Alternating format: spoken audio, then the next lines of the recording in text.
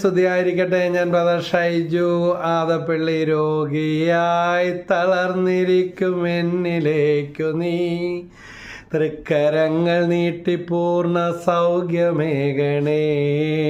പാപിയായി തകർന്നിരിക്കും എന്നിലേക്കു നീ തൃക്കടാക്ഷമേകി പൂർണ്ണ സൗഖ്യമേകണേ. രോഗിയായി തകർന്നിരിക്കും എന്നിലേക്കു നീ തൃക്കരങ്ങൾ നീട്ടി പൂർണ്ണ സൗഖ്യമേകണേ.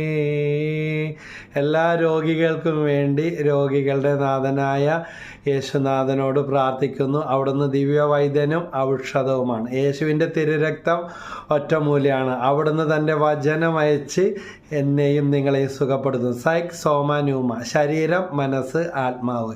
ഈ ഏത് മേഖലയിലുള്ള മുറിവുകളായാലും, ഉണങ്ങാത്ത മുറിവുകളോ ആന്തരിക മുറിവുകളോ രോഗപീഠകളോ കാരണം കണ്ടുപിടിക്കാത്തതോ മരുന്നുകൾ ഫലിക്കാത്ത കിടക്കുന്ന മേഖലകളോ ഇനി പോകാത്ത ചെലവഴിക്കാത്ത ഓടി നടക്കാത്ത ചെയ്യാനൊന്നുമില്ല എന്ന് പറയുന്ന അവസ്ഥ, ഇതാ വിശ്വസിച്ച് പ്രാർത്ഥിച്ചാൽ മതി. വിശുദ്ധ ഗ്രന്ഥം അപ്രകാരം ഒട്ടനവധി അനുഭവങ്ങൾ, ദൃഷ്ടാന്തങ്ങൾ നമുക്ക് കാണിച്ചു തരുന്നുണ്ട്.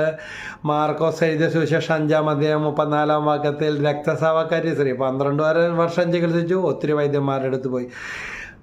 അവളോട് യേശുവിനെ തൊട്ടപ്പോൾ വസ്ത്രാഞ്ജനത്തിൽ സ്പർശിച്ചപ്പോൾ, സ്ത്രീയെ സമാധാനത്തോടെ പോവുക, വ്യാധിയിൽ നിന്ന് വിമുക്തയായിരിക്കുക. മകനെ, മകളെ, ഇന്ന് ഞാനും നിങ്ങളും എത്ര വർഷം പഴക്കമുള്ളതായാലും ഇനി പോകാത്ത വഴികളൊന്നുമില്ല എന്ന് പറയും. എല്ലാവരാലും ഉപേക്ഷിക്കപ്പെട്ട അവസ്ഥയോ ഇല്ല, കയ്യിൽ മുടക്കാനൊന്നുമില്ല.